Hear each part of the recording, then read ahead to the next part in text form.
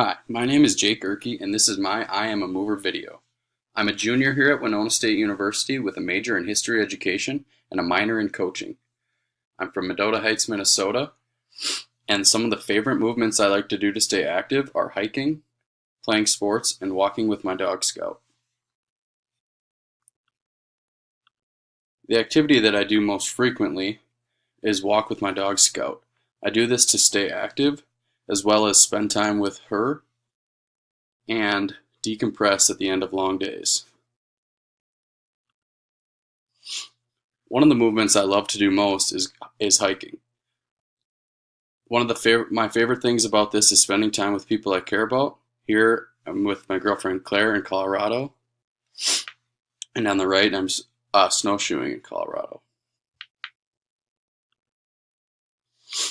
From a very young age, a movement that I love to do has been to play sports. I played football, baseball, and wrestled as well. This is a great way to build camaraderie with friends and build lasting relationships, as well as stay active. A fun fact about me is that I played a few years of football here at Winona State University.